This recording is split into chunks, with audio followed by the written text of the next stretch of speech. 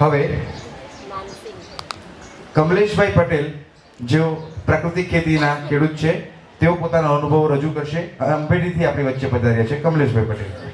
શ્રી કેવી પટેલ સાહેબ, સુરત ખેતી નિયામક શ્રી એનજી ગામિત સાહેબ, તાપી એ.કે. પટેલ સાહેબ, ડી.આઈ. પટેલ સાહેબ અને ખાસ ગાંધી વિદ્યાપીઠના આચાર્ય જેમણે આ એક આયોજન કરવામાં મહત્વપૂર્ણ ફાળો આપ્યો છે, ખરેખર ધન્યવાદને પાત્ર છે. નાનસિંહભાઈએ પ્રાકૃતિક ખેતી વિશે ખૂબ સરસ માહિતી આપી.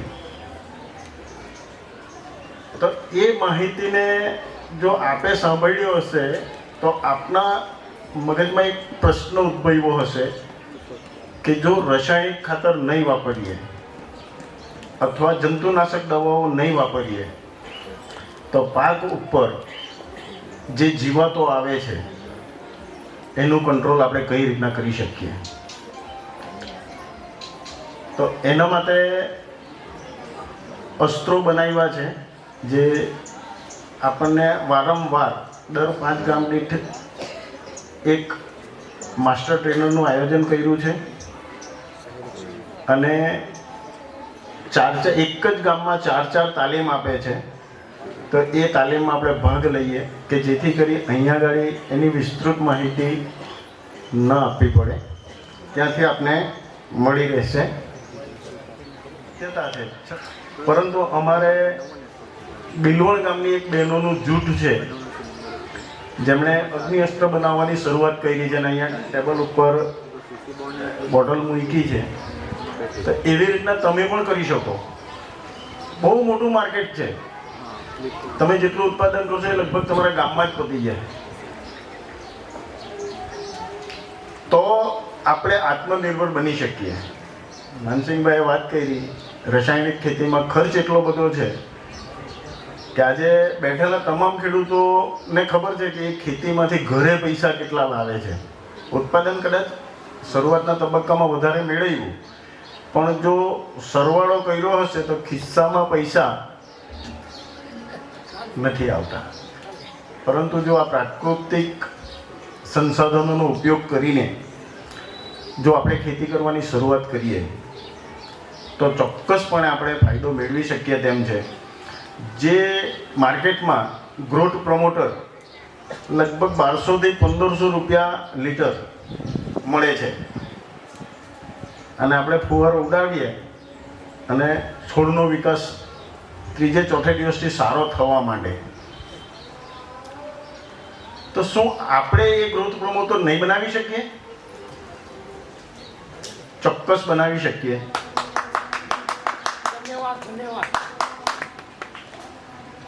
આટલા બધા ખેડૂતો બેઠેલા છે, એમાં એક જ વ્યક્તિએ તાળી પાડી. મારે તાળીના વિષયમાં કંઈક કહેવું છે. આપણા દરેક ધાર્મિક પ્રોગ્રામોમાં તાળીને મહત્વ આપવામાં આવ્યું છે. આરતી કરે ત્યારે તાળી પાડવી, ગરબા ગાય ત્યારે તાળી પાડવી, આવા કંઈક સંમેલનો હોય, કંઈક સારું સાંભળવા મળે ત્યારે તાળી પાડવી. એ તાળી પાડવી એ આપણા પોતાના શરીર માટે એટલું ફાયદાકારક છે કે જ્યારે પણ સમય મળે તાળીઓ પાડી લેવી. એનું એક ઉદાહરણ આપું.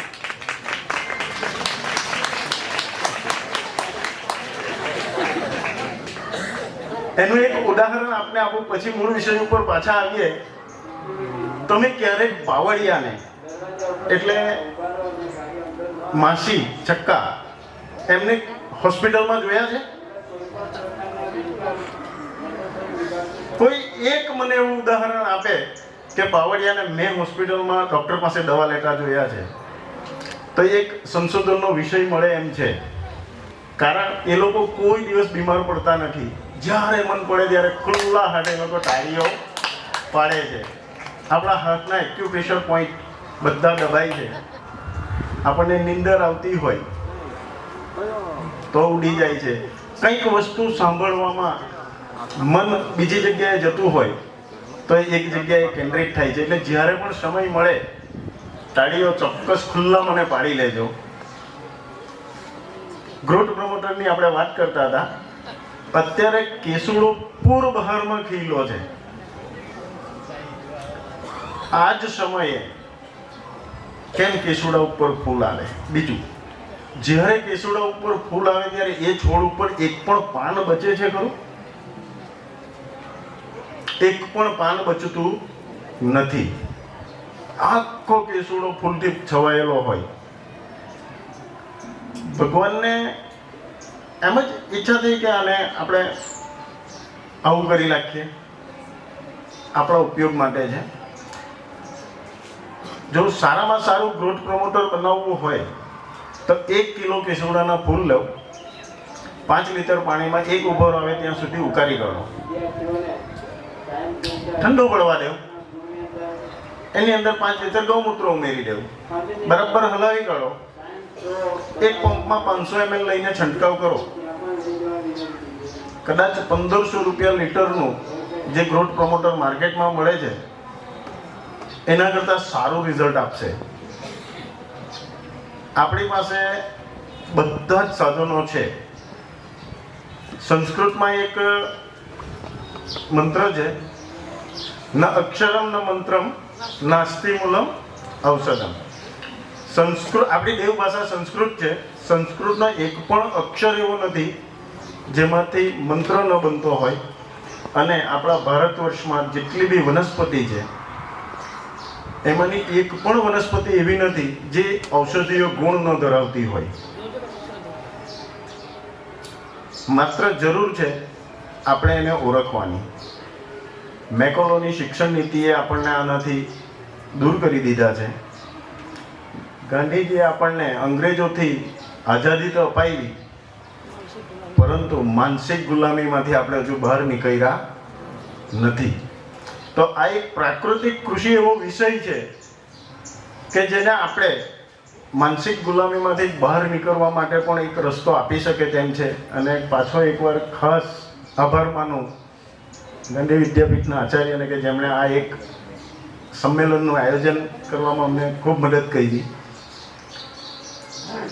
ઘણી બધી વનસ્પતિઓ એવી છે કે જેનું ઇન્સ્ટન્ટ રિઝલ્ટ મળે છે, તરત જ રિઝલ્ટ મળે છે. તેવી એક બીજી વનસ્પતિની ઓળખાણ આપું અને પછી પાછા મૂળ ખેતી પર આવીએ. જ્યારે પણ આપણને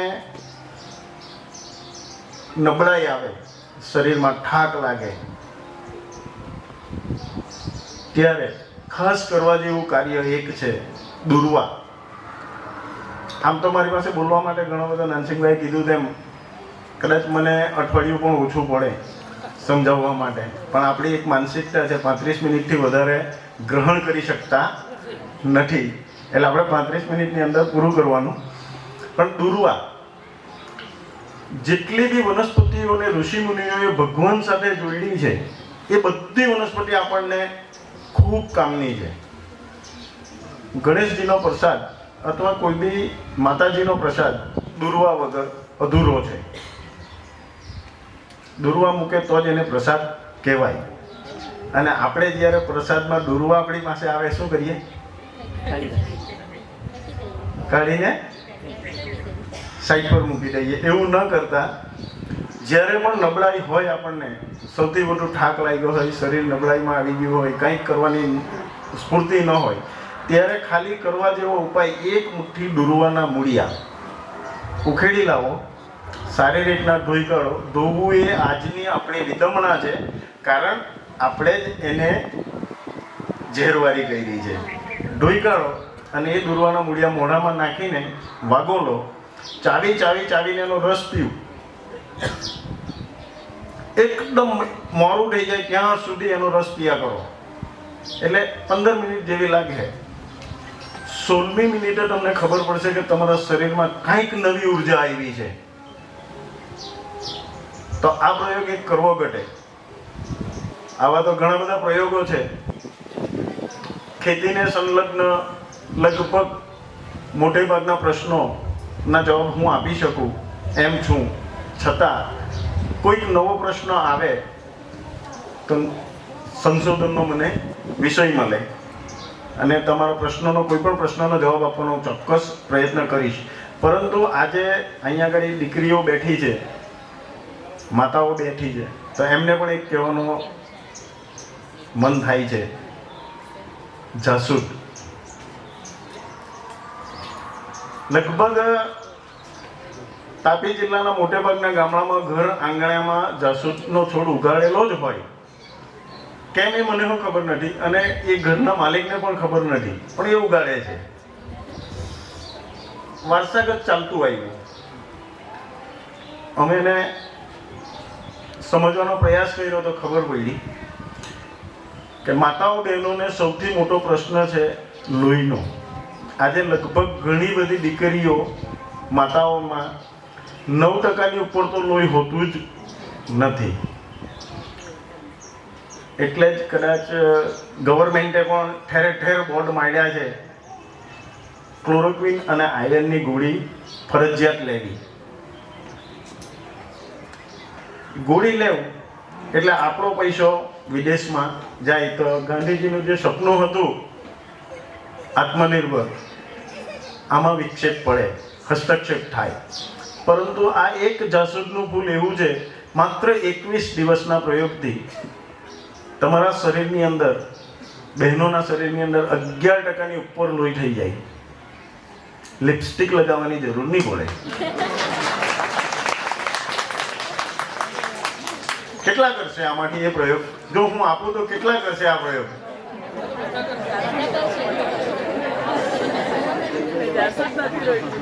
એક જાસૂદનું ફૂલ લેવું, એની અંદર જે પરાગરજની દાંડી હોય એને કાઢીને ફેંકી દેવી, પાછળ જે લીલું ડીચું હોય એને તોડીને ફેંકી દેવું, દરેક પાંદડી છૂટી કરી દેવું.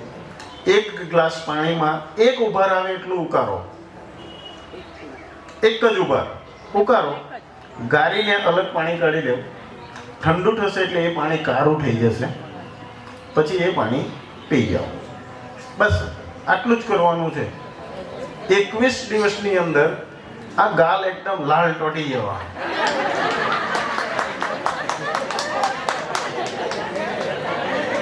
અને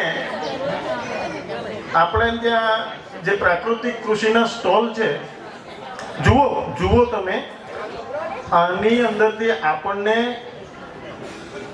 ગૃહ ઉદ્યોગના કેવા નવા નવા સાધનો મળે છે. અમારા એક મહેશભાઈ છે જે ઉલપાડ તાલુકાનું એઠાણ ગામના ખેડૂત છે. પ્રાકૃતિક કૃષિના જે સ્ટોલ છે એ સ્ટોલ ઉપર એમણે જ્યુસ બનાવ્યું છે જાસૂદના ફૂલનું.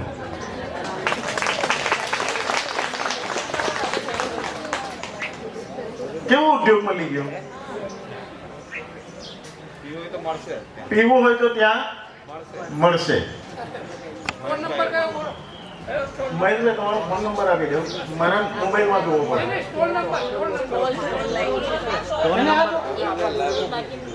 જુઓ 115 સ્ટોર નંબર. અને મહેશભાઈનું કહેવું છે કે અત્યારે ડોક્ટર લોકો પણ સમજી ગયા છે કે આયર્નની ટીકડી પીવાથી પણ લોહી વધવાનું નથી. તો આજે ઘણા બધા ડોક્ટરો મહેશભાઈના ઘરે મોકલે છે કે તમારે લોહી ઓછું છે ને લોહી જો વધારવું હોય તો મહેશભાઈના ઘરે જાઓ તમે.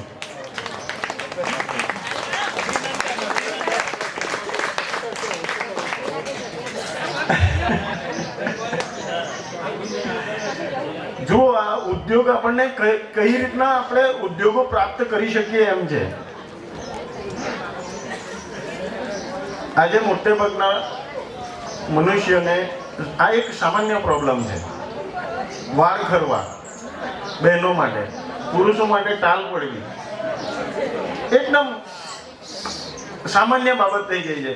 પણ જો તમે આ વર્ષમાં એકવાર 21 દિવસનો આ પ્રયોગ કરો અને એક પ્રયોગ કરવાનો સમય ન હોય કદાચ, તો મહેશભાઈ લીટરના પેકિંગમાં રેડી ટુ ઈટ, જેનાથી આપણે ટેવાયેલા છે,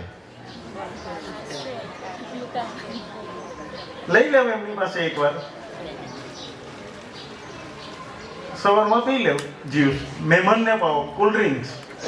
આપણે ત્યાં ઘરે મહેમાન આવે છે, અતિથિ દેવો ભવનો આપણો એક કોન્સેપ્ટ છે કે આપણા ઘર આંગણે કોઈ બી અતિથિ આવે તો આપણે એને દેવ સમાન માનીએ. પરંતુ આપણે એને શું પાઈએ છીએ? ઝેર. કારણ કે ચા બેન બોલ્યા આનંદીઓ કે તમારા ઘરમાં ચા પવાય છે, બાકી જનરલી બધાના ઘરમાં કોલ્ડ ડ્રિંક્સ જ પવાય છે, ફોસ્ફોરિક એસિડ. તો અતિથિ દેવો ભવો, તો ભગવાનને ઝેર પાવું. આ જ્યુસની બોટલ રાખીએ ઘરે, જ્યારે પણ મહેમાન આવે તરત જ રેડી ટુ ઈટ છે, તરત જ એક ગ્લાસમાં આટલું નાખી પાણી નાખી દેવું. નથી એમાં ખાંડ નાખવાની તમારે, નથી જીરું મીઠું નાખવાનું, કાંઈ જ નહીં. આટલું નાખ્યું, પાણી ભરી દેવું, હલાવીને આપી દેવું, સરસ જ્યુસ.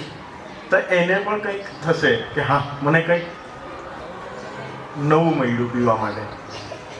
અને એ વ્યવસાય આપણે વિકસાવી શકીએ ધીરે ધીરે. એટલે આવકની આવક અને સારું પીણું. એટલે આમ ઘણા બધા આવા પ્રશ્નો છે, પરંતુ આપણે હવે મૂળ વાત ખેતી ઉપર. આજે આપણો પ્રાકૃતિક કૃષિનું એક સંમેલન છે. ખરેખર મારી ઈચ્છા એવી છે કે હું કેવી પટેલ સાહેબને સાંભળું. અહીંયા કોઈ દિવસ મને મોકો મળતો નથી કેવી પટેલ સાહેબને, પણ આજે હું એવું ઈચ્છું છું કે મને એમને સાંભળવાનો મોકો મળશે. છતાં ખેતીમાં ઘણા બધા તત્વો છે જે આપણે કુદરતી રીતે મેળવી શકીએ એમ છે. જેવું કે અત્યાર પછીની સિઝન જે આવવાની એ મહુડાની આવવાની. ઘણા બધા આદિવાસી વિસ્તારમાં બહેનો મહુડાના ફૂલને વણે છે, એકત્રિત કરે છે અને 20-25 રૂપિયા કિલોના ભાવે વેચી દે છે. એ જ મહુડાના ફૂલ પાછા આપણના ઓફ સિઝનમાં 70-80-90 રૂપિયા કિલો સુધી આવે છે. એનો વપરાશ કંઈક અલગ છે. પરંતુ મારે આપને જણાવવું છે કે 1 એકર દીઠ ઓછામાં ઓછા 5 કિલો મહુડાના ફૂલ જો ખેડ સમયે આપણે આપી દઈએ તો હું અહીંયા બેઠેલા તમામ ખેડૂતો સાથે શરત લેવા તૈયાર છું કે તમે જિંદગીમાં નહીં જોયું હોય એવું ગુણવત્તાસભર અનાજ તમને મળશે. ખાલી નાનકડું કામ કરવાનું છે. ખેડ સમયે 5 કિલો મહુડાના ફૂલ આપી દેવું. નાનસિંહભાઈએ જે કીધું, દેશી ગાયના ગોબરમાં 300 થી 500 કરોડ સૂક્ષ્મ જીવાણુઓ છે. હવે હું તમને ખાલી મહુડાના ફૂલની એક દિશા આપું તો એક મહુડાના ફૂલની અંદર શક્તિપી ખાલી આમ કોચીને બહાર કાઢી લેવું અને એને લેબમાં આપો કે આમાં કાઉન્ટ કરો કે આમાં કેટલા બેક્ટેરિયા છે, તો ઓછામાં ઓછા 1600 બેક્ટેરિયા નીકળે. તો એક ફૂલમાં કેટલા, અને એક ફૂલમાં એટલા, તો 5 કિલોમાં કેટલા. બેક્ટેરિયાનું કામ, બેક્ટેરિયા એક પ્રચલિત શબ્દ છે, બાકી આને બેક્ટેરિયા નહીં કહેવાય, આને જીવાણુ કહેવાય. જીવો જીવસ્ય જીવનમ અને જીવો જીવસ્ય ભોજનમ. આ એક આપણું સૂત્ર છે. એક જીવ બીજા જીવને જીવડાવે. નાનસિંહભાઈએ કીધું કે આપણી ધરતી માતા, એને માતાનું બિરુદ કેમ આપ્યું? એ અન્નપૂર્ણા છે. એ નિર્જીવ નથી, એ સજીવ છે, એટલે આપણે એને માતા કહીએ. એની અંદર જે માઇક્રોબ્સ, બેક્ટેરિયા, જીવાણુ જે છે એ અલભ્ય સ્વરૂપમાં પડેલા ખોરાકને લભ્ય સ્વરૂપમાં ફેરવી આપણા પાકના મૂળને આપે છે. એક સમય હતો કે આપણે ચાલતા ચાલતા પડી ગયા હોય, લોહી નીકળ્યું હોય, દૂધ દાબી દઈએ, લગભગ 2.5-3 કલાકમાં આપણે હાજર થઈ જતા. આજે જો એ જ દૂધ દાબવા જઈએ તો કદાચ પાકે ચડે. એટલી ખરાબ પરિસ્થિતિમાં આપણે ધરતીને મૂકી દીધી છે. તો ધરતી માતાને જો આ એક WHO વાળાનું સંશોધન છે કે આપણી ભૂમિ 40% બંજર થઈ છે. હવે એને જો આપણે મનુષ્ય સ્વાસ્થ્ય હાથના જોડીએ તો શું આપણે પણ 40% જેટલા અનફર્ટાઇલ નથી બન્યા? આંખ બંધ કરો, પોતાના ગામમાં જ નજર કરો કે છેલ્લા 3-4 વર્ષમાં જેટલા બી નવયુગલોએ લગ્ન કર્યા છે, કેટલાને ત્યાં દવા વગર પારણું બંધાયું છે. આ અનફર્ટિલિટી, જ્યારે આપ જમીનને જો ફર્ટાઇલ નહીં રાખો તો એ દશા આપણી આવતા વાર નહીં લાગે. એક સમય હતો વધારે જાજો સમય નથી થયો, અમે એવું કહેતા પંજાબના વિશે કે પંજાબમાં સૌથી વધુ રાસાયણિક ખાતર અને રાસાયણિક દવાઓ વપરાય, તો ત્યારે અમે એવું કહેતા કે બિકાનેરથી ભટિંડાથી બિકાનેરથી ભટિંડા એક ટ્રેન ચાલે છે, ટ્રેનનું નામ કેન્સર ટ્રેન છે. આખા ભારત વર્ષમાં સૌથી વધુ કેન્સરના પેશન્ટ પંજાબમાં. પરંતુ આજે એ પંજાબને પાછળ ધકેલીને ગુજરાત કેન્સરમાં નંબર 1 બન્યું છે.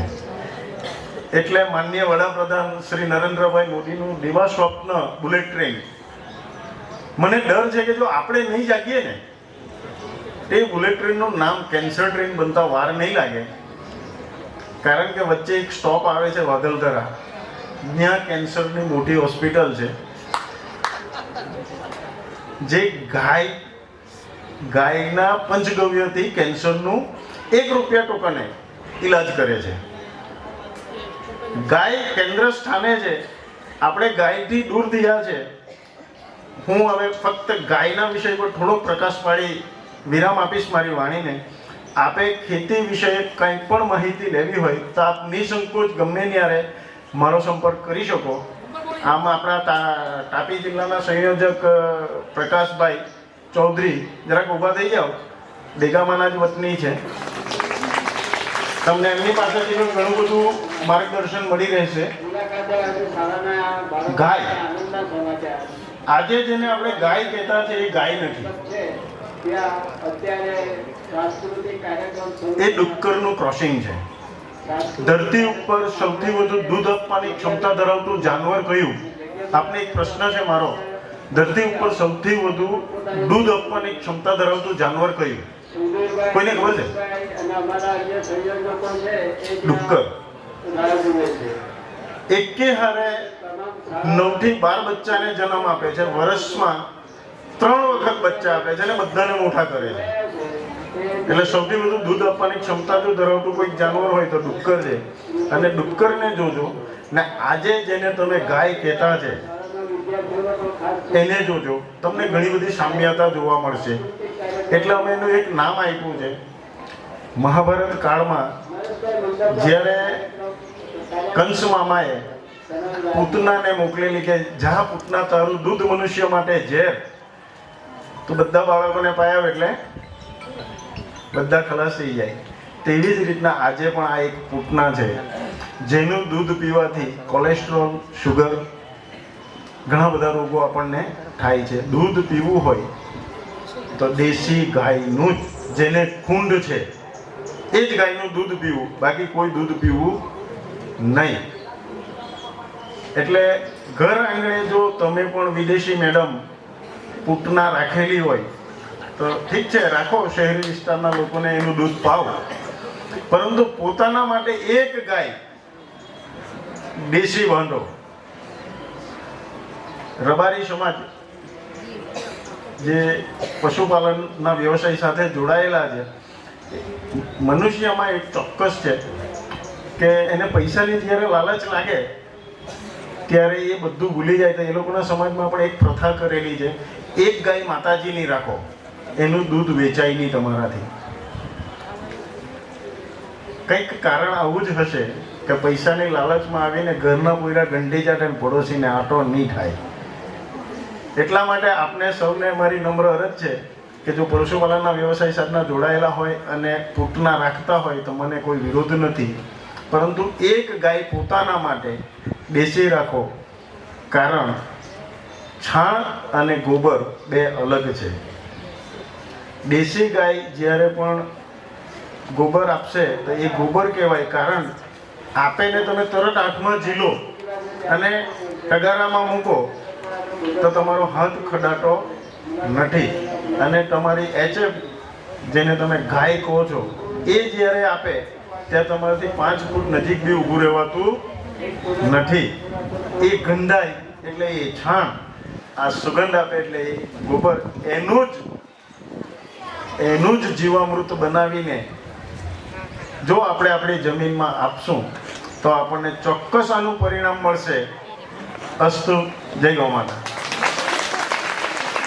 પ્રિન્સિપાલ શ્રી અને પ્રગતિશીલ ખેડૂતો જેમણે પ્રાકૃતિક કૃષિ વિશે ખૂબ સારી વાત કરી છે અને અત્યારે ઉપસ્થિત મારા વાલા ખેડૂત મિત્રો, હવે બાગાયતી પાકોમાં હું અત્યારે થોડી ઘણી માહિતી, સમયનો અભાવ છે તો સરકારશ્રીની જે યોજનાઓ છે એના વિશે થોડીક વાત કરીશ. તો સૌપ્રથમ તો બાગાયતી ખેતી એટલે શું? તો બાગાયતી ખેતીમાં ફળ, ફૂલ, શાકભાજી એ વગેરેનો સમાવેશ થાય છે. આપણે સરકારે અત્યારે પ્રાકૃતિક ખેતીનું ખૂબ જ મોટે પાયે આહવાન કર્યું છે કે દરેક ખેડૂતો પ્રાકૃતિક ખેતી કરતા થાય અને પોતાનું સ્વાસ્થ્ય સુધારે. તો સરકારશ્રીની બાગાયતી યોજનાઓમાં એક પ્રાકૃતિક ખેતી માટે ખૂબ જ સારી યોજના છે, જેમાં શાકભાજીના ઉત્પાદન કરતા હોય અને પ્રાકૃતિક ખેતી કરતા હોય.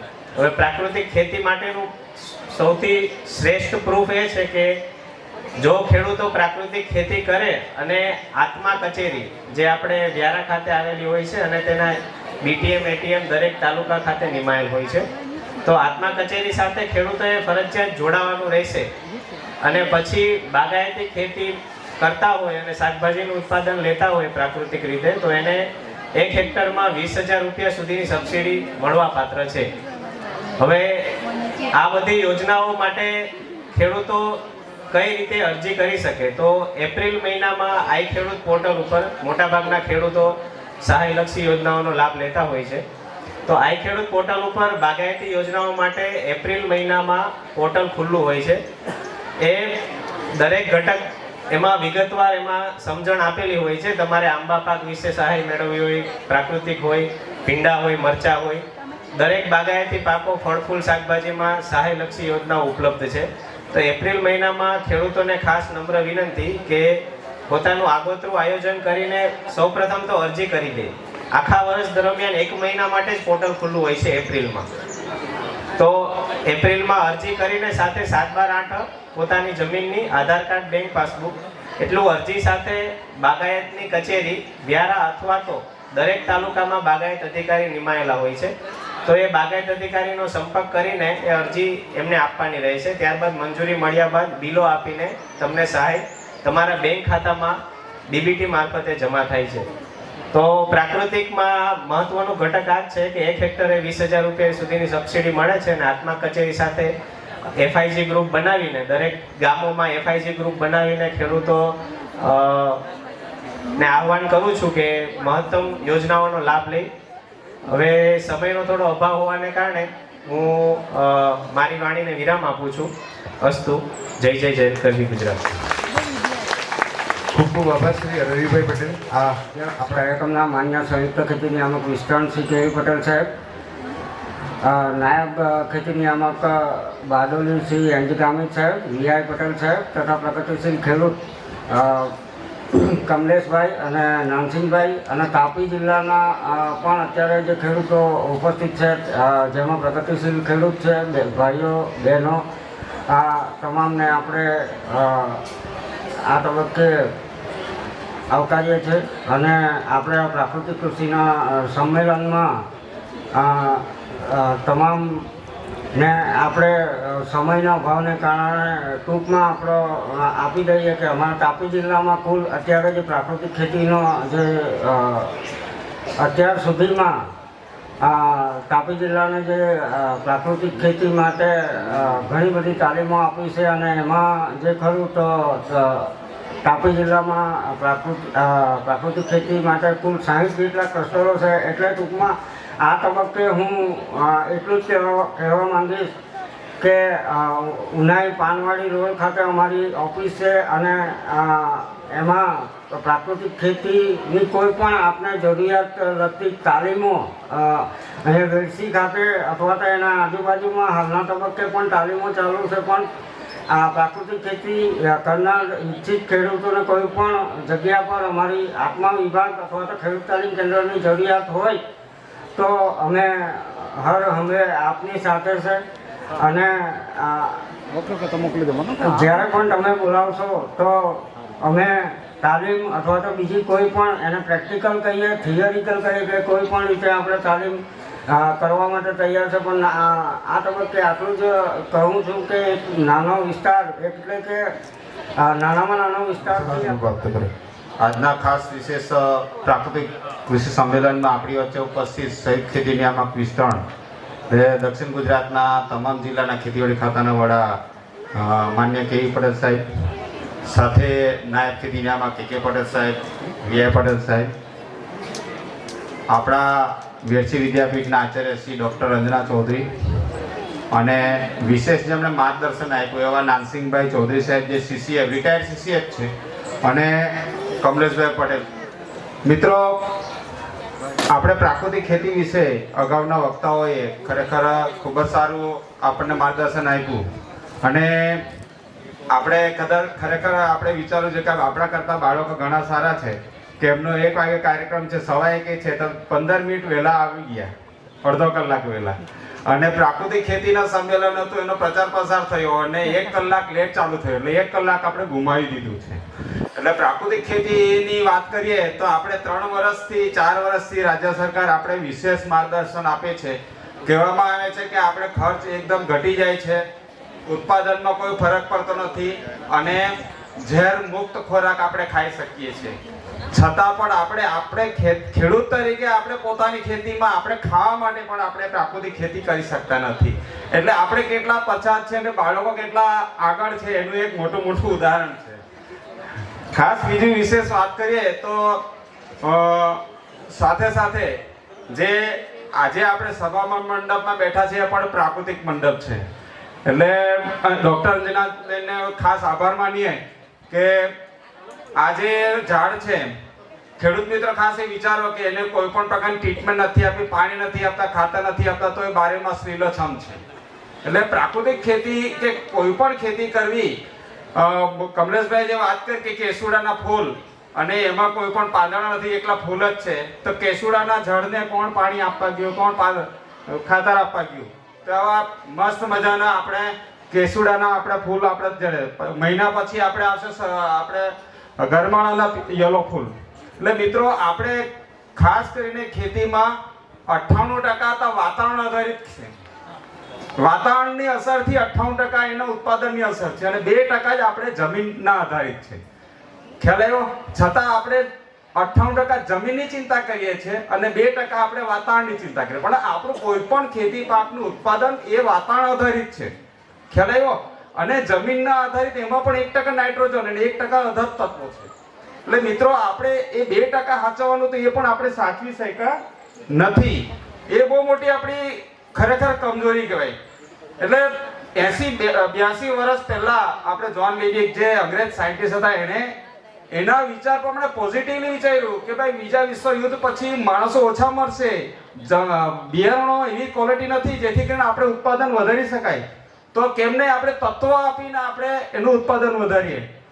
ખેતી જ એવી છે કે જેમાં આપણે તત્વો આપીએ છીએ, બાકી તમામમાં આપણે ખોરાક આપીએ છીએ, પશુને કે પછી ઝાડવાને કે આપણે માણસ પણ ખોરાક ખાય છે, આપણે તત્વો નથી ખાતા. આપણે ખોરાક ખાઈએ છીએ, એમાંથી તત્વો કન્વર્ટ થાય છે. જ્યારે આપણે ખેતી પાકને આપણે તત્વોમાં કન્વર્ટ કરી નાખ્યું. એની પોઝિટિવલી ઈચ્છા હતી કે જે તે સમયની માંગ હતી અને એમણે ફરજિયાત કીધું હતું કે સેન્દ્રિય ખાતર તો રાખવાનું જ છે. કારણ કે જમીનના આપણે જે કમલેશભાઈ કીધું, જીવાણુઓ અને અળસિયાની સંખ્યા જેટલી વધારે રહેશે તેટલા તત્વો આપણે ખેતી પાક વધારે લઈ શકશે. પણ આપણે ધીરે ધીરે શું કર્યું, 25-30 વર્ષ પહેલા સુધી આપણે જરાક વાપરતા હતા, પછી પાક આધારિત આપણે ઘટાડતા ગયા કે સારો પાક હોય, ઉત્પાદન મળે, પૈસા મળે તો જ આપણે સેન્દ્રિય તત્વો આપીએ અને રાસાયણિક તત્વો આપીએ. પણ પૈસાની લાલચમાં ધીરે ધીરે આપણે શું કર્યું, રાસાયણિક ખાતર તરફ વધારે જતા ગયા. એટલે પછી એને ખબર પડી કે ખરેખર ફર્ટિલાઇઝરની શોધ કરીને મેં મોટી ભૂલ કરી છે. એટલે ખાસ જ્યારે અળસિયાની વાત કરીએ તો આપણે માન્ય રાજ્યપાલ સાહેબ પણ હિન્દીમાં હલસિયા કહે. શું કહે? હલસિયા. એટલે 7 વખત એ ઉપર આવે અને 7 વખત જમીનમાં નીચે જાય છે. એટલે મિત્રો, આપણા આ જે ઝાડ છે કે ગમે તેટલા 50 ફૂટ 300 ફૂટ ઝાડ હોય, એનું મોઢું ક્યાં છે? જમીનમાં. બરોબર છે? ઉપર પાણી લઈ જવું હોય આપણે 300 ફૂટ તો કેટલા HP ની મોટરની જરૂર પડે. પરંતુ આપણે કુદરતની રચના છે કે જમીનમાંથી પાણી એ 300 ફૂટ સુધી આપણે લઈ જવાની ક્ષમતા આપણે ઝાડમાં છે. ખ્યાલ આવ્યો? એટલે મિત્રો, ખાસ કરીને આપણી જમીન એટલા માટે તંદુરસ્ત જરૂર છે કે આપણા જે તત્વો છે એ મૂળ દ્વારા વ્યવસ્થિત એ પ્લાન્ટ લઈ શકે. એટલે અળસિયા જે છે એ શું કરે, બહાર એટલે બોરિંગ કરે એટલે આપણા મૂળ મોઢું છે એટલા માટે ત્યાં પણ આપણે એનર્જી કે બહારનું વાતાવરણ જાય તો એને આપણે વધારે પ્રમાણમાં તત્વોની જરૂર પડે. એટલે જમીનમાં જેટલા સૂક્ષ્મ જીવાણુઓ વધે એટલું આપણે ખેતી પાકને ફાયદાકારક. તાત્કાલિક આપણે જીવાણુનો સંખ્યા વધારવા માટે સીધો સાદો રસ્તો છે આપણે જીવામૃત. જીવામૃત મિત્રો બનાવવા માટે આપણે 300 રૂપિયા બહારથી લાવવાના. ઘણા બધા ખેડૂતો અત્યારે 3 વર્ષથી અમે મુવમેન્ટ કરીએ છીએ. ઘણા બધા ખેડૂતો એમ કે સાહેબ આપણે જીવામૃત તો દેશી ગાય તો નથી, તો જીવામૃત કેવી રીતના બનાવીએ? તમે કીધું ભાઈ યુરિયાનો પ્લાન્ટ છે તમારા ઘરે? ના, નથી. ક્યાંથી લાવો? મંડળીમાંથી. તો 20-25 કિલોમીટર દૂરથી આપણે યુરિયાની બોરી લાવી શકતા હોય તો 2 કિલોમીટર દૂરથી આપણે કોઈની પાસે ગોબર કે ગૌમૂત્ર લાવી શકીએ કે નહીં? બરોબર. એટલે પછી એને આઈડિયા કે સાચી વાત છે સાહેબ. એટલે 1 એકર માટે ખાલી 300 રૂપિયાનો ખર્ચ છે અને રાસાયણિક ખાતરમાં લગભગ 4 થી 5 હજારનો ખર્ચો છે. એટલે આ બી કમ્પેરિઝન આપણે ઇકોનોમી જોવી પડશે. યુરિયાની થેલી આપણે અત્યારે થોડા દિવસ પહેલા જ બજેટ ગયું ભારત સરકારનું. એઝ અ ઓફિસર તરીકે એવી થોડી વાત કરી દઈએ. ભારત સરકારના બજેટમાં સૌથી મોટું બજેટ છે ડિફેન્સ, 4.25 લાખ કરોડનું. પછી સેકન્ડ નંબર ખાતરનું આવતું. છેલ્લા 2 વર્ષથી ગડકરી સાહેબે હાઈવે ઓથોરિટીમાં વધારે બજેટ થઈ ગયું, એટલે 2 લાખ કે 2.5 લાખ જેટલો આપણે હાઈવે ઓથોરિટી, અત્યારે 2.5 લાખ કરોડ આપણે હાઈવે ઓથોરિટીનું બજેટ છે. અને ખાતરનું બજેટ છે આપણું 1,68,000 કરોડનું છે. ખ્યાલ આવ્યો? અને ખેતીવાડીનું બજેટ છે 1,37,000 કરોડનું ચાલુ વર્ષનું. અને 2 વર્ષ પહેલા ખાતરનું બજેટ 1,64,000 હતું, પણ આપણે ખર્ચો કેટલો કર્યો ખબર? 2,51,000 કરોડનો ખર્ચો કર્યો. વિચાર કરો તમે. એટલે આપણે 50% ખાતર વિદેશથી મંગાવીએ છીએ. એટલે ડોલરની રકમ, આપણે ડોલર જેમ આપણે મજબૂત થાય તેમ તેમ ખાતરનો ખર્ચો વધતો જાય. ખ્યાલ આવ્યો? 1 ગુણ યુરિયા પર 1900 રૂપિયા સબસિડી છે. 266 ની મળે એટલે આપણે 1 ને બદલે 2 ગુણ. વાવેતર સમયે આપણે ડીએપી ને નાખવાનું હતું, પણ ડીએપી ને બદલે આપણે શું યુરિયા નાખી, એટલે 266 ની મળે છે. પણ વધતા 1925 કરી દો તમે. જે દિવસે 2000 ની યુરિયાની ગુણ મળશે તે દિવસે કે મારે પ્રાકૃતિક ખેતી કરવી છે. બીજું ડીએપી ની જે વાત કરીને તો આ ડીએપી જ બરાબર છે. બરાબર. આ ઘન જીવામૃત છે. આપણે રાસાયણિક ખાતરમાં આપણે શું કરીએ છીએ કે આપણે સેન્દ્રિય ખાતરમાં 550 રૂપિયાનું જે આપણે કમ્પોસ્ટ છે, જીપ્સમ છે એનું મિક્સ દાણાદાર આપણે નાખી દઈએ છીએ. એ આપણે ખર્ચામાં જ પડીએ છીએ. બરોબર. એને બદલે હવે આપણે છાણિયું ખાતર નાખતા ડરે છે કે ભાઈ સાહેબ ઘાસ વધારે આવી જાય છે. તો આપણે પ્રાકૃતિક ખેતી કરી હોય તો પાયામાં ઘન જીવામૃત નાખી શકો, શેરડી કે તમામ પાકો. અને આમાં કોઈ પણ પ્રકારનું આપણે નિંદામણ કે એવું કંઈ આવતું નથી. અને કમલેશભાઈ, જાહેરમાં કહું છું કે કમલેશભાઈએ ગયા વર્ષે 55,000 બેગ આની વેચી ઉત્પાદન કર્યું. કમલેશભાઈ કે જીવામૃત ઘન જીવામૃતનું ઉત્પાદન કરીને તમે વેચાણ કરો તો એમાં પણ તમને ફાયદો છે. 55,000 બેગની આપણે એમણે વેચાણ કર્યું. અને લગભગ આ ઘન જીવામૃત લગભગ કેટલા કિલોમીટર સુધી? 225, 35 કિલોમીટર સુધી 225, અને 35 કિલોમીટર થી વધારે હોય તો 250 રૂપિયા. અને મિત્રો મારું ગામ અહીંયા નજીક જ છે, મગરકુઈ. 2 વર્ષથી ઓલરેડી હું વાપરું જ છું મારા ખેતીમાં કમલેશભાઈનું ઘન જીવામૃત. બરાબર છે. તો આપણે આ ઘન જીવામૃત તમે 225 રૂપિયાનું, એ ડીએપી બરાબર જ કામ કરશે. ખ્યાલ આવ્યો?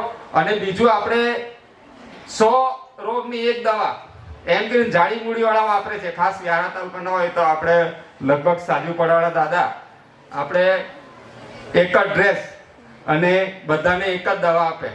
100 રોગ की એક દવા. આ જાડી મૂડી વાળી સાજુ પડે ઉકાળો લઈ જાઓ.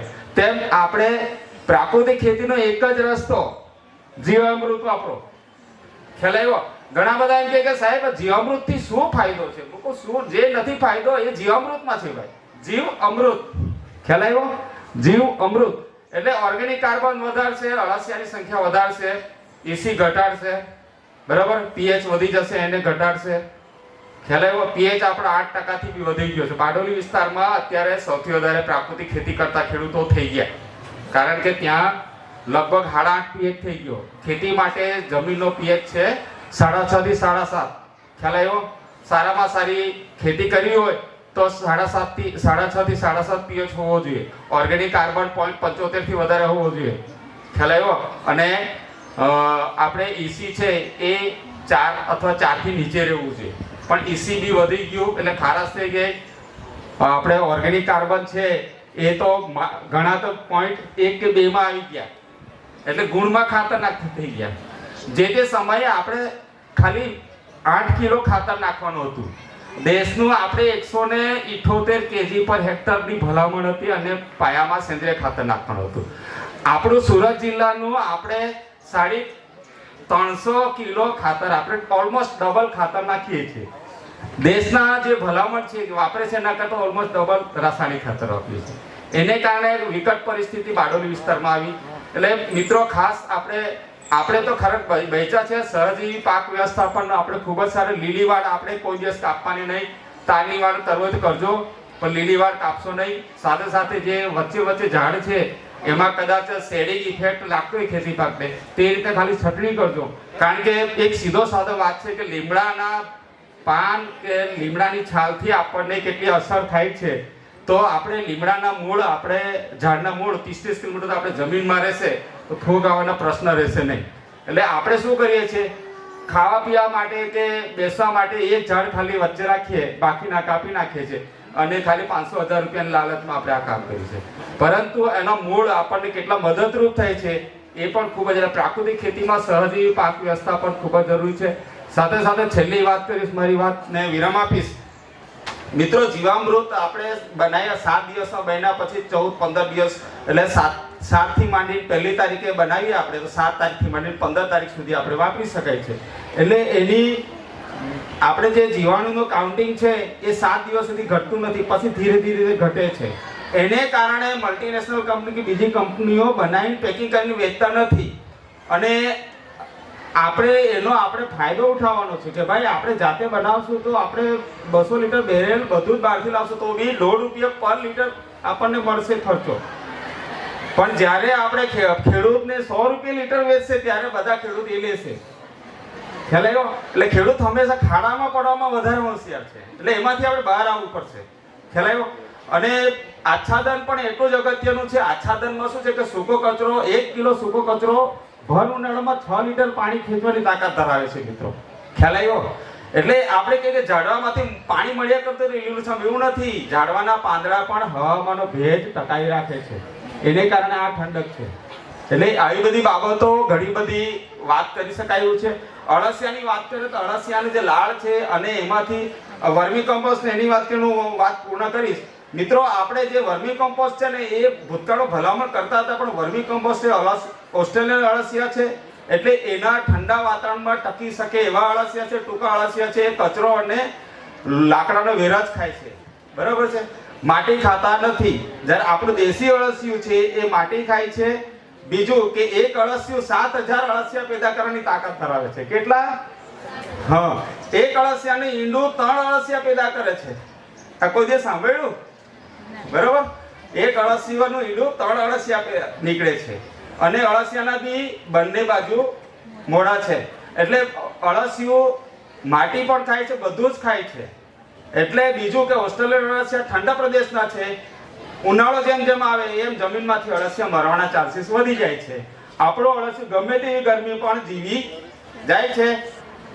અળસિયા માટી ખાય નોર્મલ માટી કરતા 107% નાઇટ્રોજન, 109% ફોસ્ફરસ અને 111% પોટાશ બનાવે છે, એડ કરે છે. સાથે સાથે સલ્ફર, કેલ્શિયમ અને મેગ્નેશિયમનું પણ આપણે વધારો કરે છે. એટલે અળસિયા અને જીવાણુઓનું આપણે પ્રાકૃતિક ખેતીમાં એક જ વસ્તુ કરવાનું, અળસિયા અને જીવાણુનું ઉત્પાદન કરશો તો આપણે બીજું કંઈ બહારથી નાખવું નહીં પડે. અને આપણી પાસે મોડેલ ફાર્મ છે. અમારા 279 મોડેલ સુરત જિલ્લામાં છે. એવી રીતના તાપીમાં પણ 100 મોડેલ છે. એ દરેક પાકના છે. તમે જોશો તો તમે ફરજિયાત પ્રાકૃતિક તરફ વળશો. અને ખાસ વિશેષ વાત કરી, જે કંઈ ખેડૂત છે એમણે એમના ઘરે ખાવાની વસ્તુ પ્રાકૃતિક ખેતી આજથી ચાલુ કરશો તો પણ તમે પછી આગળ વધી શકશો. આભાર. ગાંધી વિદ્યાપીઠ વેડછી ખાતે આયોજિત 76મા ગાંધી મેળાના આજના આ પ્રાકૃતિક કૃષિ સંમેલનમાં મંચ પર બિરાજમાન સર્વે અતિથિગણ, વેડછી મહાવિદ્યાલયના તમામ ટ્રસ્ટીગણ આમંત્રિત મહેમાનો, ખેડૂત ભાઈઓ તથા બહેનો અને બાળકો, પ્રાકૃતિક કૃષિની વાત આવે એટલે અમારા તમામ અધિકારીઓ, ખેડૂતો, અમારા માસ્ટર ટ્રેનર એકદમ ચાર્જ થઈ જાય. અને પ્રાકૃતિક કૃષિની વાત જ એવી છે કે એમાં એટલા બધા ગળાડૂબ રહીએ છીએ કે સમયનું ભાન પણ નથી રહેતું. અમારા અધિકારીઓ, અમારા જે ખેડૂત માસ્ટર ટ્રેનર છે તે હંમેશા પ્રાકૃતિક કૃષિની વાત માટે અવેલેબલ હોય છે. રાતના કહો કે રાતના આપણે સભા કરવી છે તો સભા પણ કરવા માટે તૈયાર છે. સમયની મર્યાદા હતી, 1 વાગે આપણે પૂર્ણ કરવાનું હતું, 1 વાગી ગયો છે. સમય ખૂબ ઓછો છે અને ઓછા સમયમાં મારી વાતો કહેવાની છે જે ખૂબ જ અઘરી છે. કારણ કે આખી કથાને 10 મિનિટમાં સમેટવી હોય તો સમેટી ના શકાય. સાથે 1 વાગ્યાનો સમય થવાનો છે એટલે કદાચ ભોજનનો પણ સમય છે. અને આપણે કહેવાય છે કે ભૂખ્યા પેટે ભજન ના થાય. તો એવા સમયમાં મારે ભજન કરવાના છે. આપણી જિંદગીનો મોટો ભાગનો સમય આપણે શાના માટે કાઢીએ છીએ? 2 વખતના અનાજ માટે.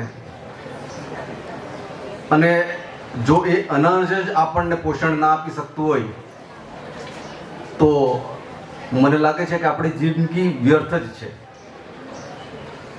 તો જ્યારે આપણે અનાજને પસંદ કરીએ છીએ, આપણા ઇન્કમનો મોટા ભાગનો જે ભાગ છે એ આપણે આપણા ખોરાક પાછળ આપતા હોઈએ છીએ, ત્યારે અનાજ પણ આપણે એવું પસંદ કરવું જોઈએ, એવું આરોગવું જોઈએ કે જે આપણા શરીરને પોષણ તો આપે જ, પણ આપણને એક નવીન ઉર્જા પણ આવે. કહેવાય છે કે જેવો અન્ન તેવો ઓળકાર.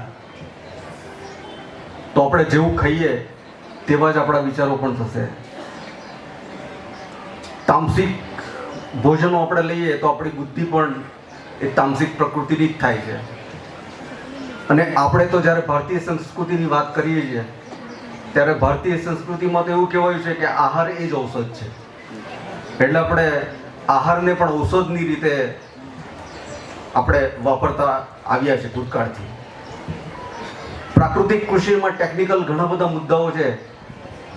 કદાચ એ મુદ્દાઓ સમજાવવા જાઉં તો ઘણો બધો સમય વ્યતીત થાય. એના માટે હું મુદ્દા પર જતો નથી, પરંતુ આહારનું શું મહત્વ છે એ બાબતે હું 2-4 વાતો કરવા માંગુ છું. આ છેલ્લી 8 અને 9 તારીખે સુરતમાં અમે એક મિલેટ મહોત્સવનું આયોજન કરેલું હતું. સાથે પ્રાકૃતિક ખેડૂત સંમેલન પણ હતું અને શહેરીજનોનો ખૂબ જ બહુ મોટા પ્રમાણમાં લોકો આવ્યા, એનો લાભ લીધો. અને આહારમાં મિલેટ એટલે હલકા ધાન્ય, હલકા ધાન્યનું શું મહત્વ છે એ લોકો સમજતા થયા. જે નાગલી, વરઈ, બંટી, કોદરી ને લોકો પોતાના ખોરાકમાં વાપરતા નહોતા, એ લોકો 100-150 રૂપિયા કિલોના ભાવે એ વસ્તુને ત્યાંથી ખરીદી અને છેલ્લા 4-5 વર્ષથી ખરીદે છે. એના પરથી આપણને ખ્યાલ આવે છે કે આપણે આહાર પદ્ધતિમાં કેટલું પરિવર્તન આવી રહ્યું છે. જે ફાસ્ટફૂડના જમાનામાં આપણે ચાલતા હતા તેના પરથી આપણે પોષણક્ષમ અનાજ અને પોષણ માટે આપણે ખૂબ જ આગળ આવી રહ્યા છીએ. પ્રાકૃતિક કૃષિનું એટલું મહત્વ છે, અમે તો હંમેશા તૈયાર જ હોઈએ છીએ આ માટે, પરંતુ સરકાર લેવલે પણ આ બાબતની મહત્તા લોકો સમજે છે. અને એટલા માટે સૌથી મોટા બજેટની 36,000 કરોડના બજેટથી national mission on natural farming આ વર્ષથી લોન્ચ થઈ છે. અને આખા દેશમાં લોકોને પ્રાકૃતિક કૃષિ તરફ વાળવાના પ્રયત્નો કરી રહી છે. આહારનું મહત્વ આયુષ્ય સાથે છે, ઇમ્યુનિટી સાથે છે. અને એ ઇમ્યુનિટીની ખબર આપણને ક્યારે પડી? જ્યારે કોરોના આવ્યો. કે ઇમ્યુનિટી માણસની સારી હોય, રોગ પ્રતિકારક શક્તિ જો સારી હોય તો જ માણસ ગમે તેવા રોગોનો સામનો કરી શકે. અને જેનું આહાર સારું છે તેનું આયુષ્ય પણ સારું છે. પહેલાના જમાનામાં લોકો, આપણા વડીલો 100 વર્ષ સુધી જીવતા હતા. મેડિકલ ફેસિલિટીઝ નહોતી એટલી એડવાન્સ, તેમ છતાં જીવતા હતા. અત્યારે આપણે લાઈફ એક્સપેક્ટન્સી જોઈએ ને, એટલે કે માણસ ક્યાં સુધી જીવી શકે, તો ભારતમાં લાઈફ એક્સપેક્ટન્સી આવે છે 65 થી 70 વર્ષ. સરેરાશ આયુષ્ય માણસનું આટલું હોઈ શકે, 65 વર્ષ સુધી જીવી શકે કે વધારે 70 વર્ષ સુધી જીવી શકે. અને પાછળની જિંદગીમાં તો રોગગ્રસ્ત જ હોય. સૌથી વધારે દુનિયામાં આયુષ્ય કોનું વધારે છે? તો એ છે જાપાનીઝ લોકોનું. જેપનીઝમાં 100 વર્ષથી ઉપરના આયુના પણ માણસો, વડીલો આજની તારીખે તેમાં જોવા મળશે. તેનું કારણ શું છે? કારણ પણ આપણે સમજવું જોઈએ. કારણ કે જે રીતે આપણે અહીંયા પ્રકૃતિ સાથે જોડાયેલા રહીએ છીએ, તેવી રીતે જેપનીઝ એક ટર્મ છે, Zen way of living, Zen philosophy કહેવાય છે, જેડીએન. અને જેન ફિલોસોફી એ કહે છે કે પ્રકૃતિની સાથે જોડાયેલા રહો, જે કંઈ તમને મળ્યું છે તેનો આભાર માનો. બરાબર? આખી સિસ્ટમ છે કે જેમાં લોકો નેચરની સાથે, નેચરમાં રહીને અને નેચરની સાથે ગ્રો થાય છે. આપણે પ્રાકૃતિક કૃષિમાં કહીએ છીએ કે સહજીવન પદ્ધતિ, એ સહજીવન પદ્ધતિ ની લાઈફસ્ટાઈલ એ લોકોએ અપનાવેલી છે. જાપાનીઝ ઘરોમાં, જાપાનીઝ બંગલોમાં તમે જોશો તો આપણે તો અહીંયા હવે સિમેન્ટ કોન્ક્રીટના બધા બનાવી દીધા છે, પણ જાપાનીઝ ઘરોમાં તમે જોશો ને તો એમાં કમ્પલસરી છે કે એક પ્લાન્ટ વાવો, મોટું ઝાડ વાવવું, એક નદી કિનારાનો પથ્થર મૂકવો, બરાબર, એક નાનું પોન્ડ હોય કે જેમાં માછલી હોય. તો આ ત્યાંની ટ્રેડિશન છે. એ ટ્રેડિશન એટલા માટે એ લોકોએ ડેવલપ કરી છે કે જે કુદરતમાંથી મળ્યું છે એ કુદરત સાથે રહીએ તો આપણે ગ્રો કરી શકીએ. એકલા આપણે જીવી ના શકીએ, બરાબર. સાથે મળીએ, કુદરતને સાથે મળીને રહીએ તો આપણે જીવી શકીએ. કહેવાય છે કે આપણા સંસ્કૃતિમાં અને આપણી જે પદ્ધતિઓમાં કહેવાય છે કે આપણું શરીર પંચતત્વથી બનેલું છે. અને જ્યારે આપણું શરીર પંચતત્વથી બનેલું છે તો આખી દુનિયા પંચતત્વથી બનેલી છે. અને એ જ પંચતત્વથી આપણા ઝાડ છે, આપણો જે ખોરાક છે એ પણ બનેલો છે. એક 70 કિલોનો માણસ જ્યારે મૃત્યુ પામે છે અને જ્યારે એને અગ્નિદાહ દેવામાં આવે છે તો એ 70 કિલો ક્યાં જાય છે? રહે છે તો ખાલી 1 કિલો એની રાખ રહી છે. 70 કિલો ગયું કા? તો ખરેખર 70 કિલો તો હતું જ નહીં. એમાંથી 80% તો પાણી જ હતું, જે વાયુ એવા તત્વોમાં સમાઈ ગયું. આ દુનિયામાં જે કંઈ વસ્તુ કુદરતે આપણને આપેલી છે એ વસ્તુનું આપણે સ્વરૂપ ફેરફાર કરી શકીએ છીએ, એને બદલી શકતા નથી. અને જ્યારે પ્રાકૃતિક કૃષિ અને કૃષિની વાત આવે ત્યારે જે આપણે તત્વો આપીએ છીએ તેમાં મેઇન છે કાર્બન, હાઇડ્રોજન અને ઓક્સિજન. કાર્બન, હાઇડ્રોજન અને ઓક્સિજન કુદરતમાંથી મળે છે. ત્યાર પછી જે તત્વો આવે છે નાઇટ્રોજન, ફોસ્ફરસ અને પોટાશ. તો નાઇટ્રોજન, ફોસ્ફરસ અને પોટાશ પણ કંઈ ફેક્ટરીમાં બનતા નથી, એ આપણા કુદરતમાં જ રહેલા છે. એનું સ્વરૂપ બદલીને આપણને આપવામાં આવે છે. જેવી રીતે આઈસીયુમાં આપણે દાખલ થયેલા હોય, આપણે ખોરાક ના લઈ શકતા હોય અને ઇન્જેક્શન માટે આપણને જે ગ્લુકોઝની બોટલ આપવામાં આવે, એનર્જી આપવામાં આવે, તે જ રીતે જે કુદરતમાં રહેલા તત્વો છે એને એવા ફોર્મમાં કન્વર્ટ કરીને તમને આપવામાં આવે છે કે તમે નાખી શકો.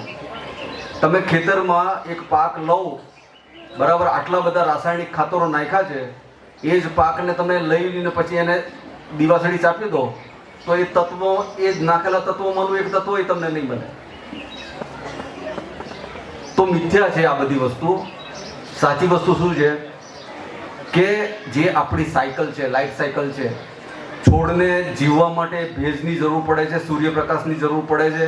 એ એનર્જી જે રીતે મેળવે છે એ જમીનમાંથી મેળવે છે અને એના ન્યુટ્રિયન્ટને કન્વર્ટ કરવાનું કામ બેક્ટેરિયા કરે છે.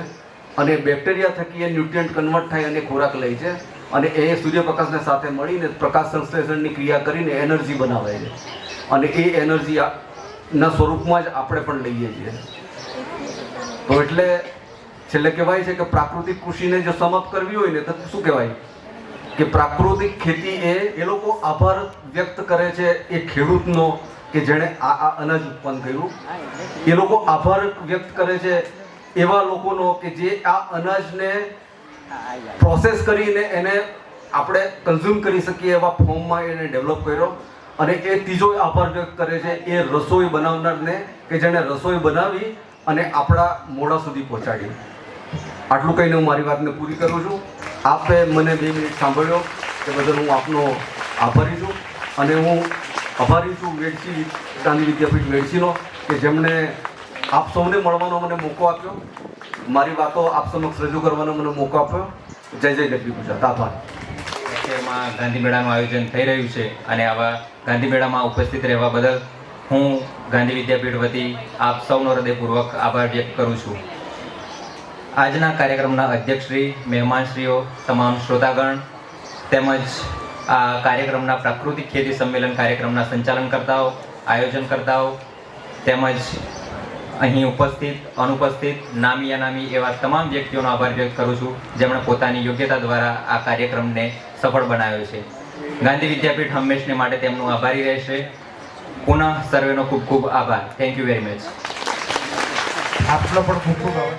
ખૂબ આનંદ એ છે કે આપણા તાપી જિલ્લા પંચાયત શિક્ષણ સમિતિના ચેરમેન શ્રી માનનીય ઋષિભાઈ ગામિત તમને બધાને પ્રોત્સાહન આપવા માટે ખાસ ઉપસ્થિત છે. એનો અમને ખૂબ આનંદ છે. અને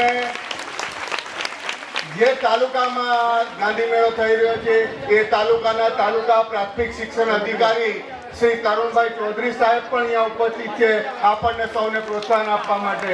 એટલે એનો પણ આપણા સૌ વતી હું ખૂબ આનંદ વ્યક્ત કરું છું.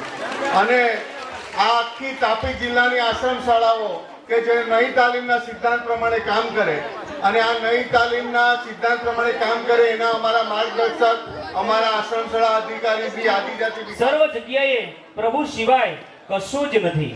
તમે તેને ખુદા કહો, ઈશ્વર કહો, જે કહો તે ચાલશે. પ્રભુનું સ્વરૂપ એ આનંદ સ્વરૂપ છે. કોયલના ટહુકારે મનના મલકારે, કોયલના ટહુકારે મનના મલકારે, ઉગતી ઉષાએ આથમતી સંધ્યાએ, ડગલામાં 10 વાર, પગલામાં 15 વાર, નયનમાં 90 વાર, સપનામાં 100 વાર. એવા કરું છું મહેમાનોને મારા પ્રેમ ભર્યા નમસ્કાર. ફરીવાર દરેક મહાનુભાવોનો, માનવંતા મહેમાનોનો 76મા ગાંધી મેળામાં ભાવભર્યું અને હૃદયના ઉમળકા સાથે હાર્દિક સ્વાગત છે. મિત્રો, આપણે સૌ 76મા ગાંધી મેળામાં આવ્યા છીએ તો બાપુની યાદ ન કરીએ તો કેમ ચાલે? વળી તેના 11 વ્રતો ને યાદ કરીએ તો કેમ ચાલે? એમને યાદ ન કરીએ તો જરા ન ચાલે. એમ આજે આપણે સૌ બેઠા છે તો તેમના 11 વ્રતોને પણ યાદ કરીએ. સત્ય, અહિંસા, ચોરી ન કરવી, વણ જોતું ન સંઘરવું, બ્રહ્મચર્યને જાતે મહેનત, કોઈ અડે ન અભડાવું, અભય સ્વદેશી સ્વાદ ત્યાગને સર્વ ધર્મ સરખા ગણવા, એ 11 મહાવ્રત સમજી નમ્રપણે દ્રઢ આચરવા. તો આવો સૌ સાથે મળીને નિહાળીએ એવું સુંદર મજાનું સર્વધર્મ પ્રાર્થના એકાદશ વ્રત સાથે. So please come on the stage for prayer. આપ સૌને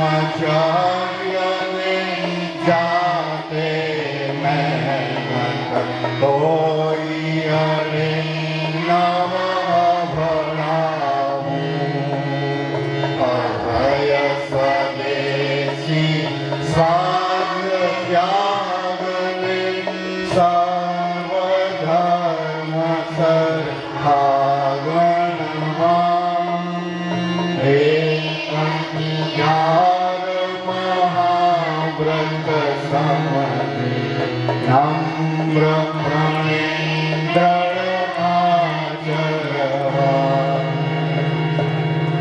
ઓમ શાંતિ શાંતિ. એક વખત બધા પૂજ્ય બાપુ માટે એકદમ આ ચીકુવાડીની અંદર એટલી બધી ચેતના છે અને શાંતિ છે કે શાંતિનો અનુભવ બધાએ 1 મિનિટ માટે કરવાનો છે. બધાને કટ્ટાર બેસી જવા વિનંતી. Good, very good. અને આંખ બંધ 1 મિનિટ માટે, એકદમ આંખ બંધ.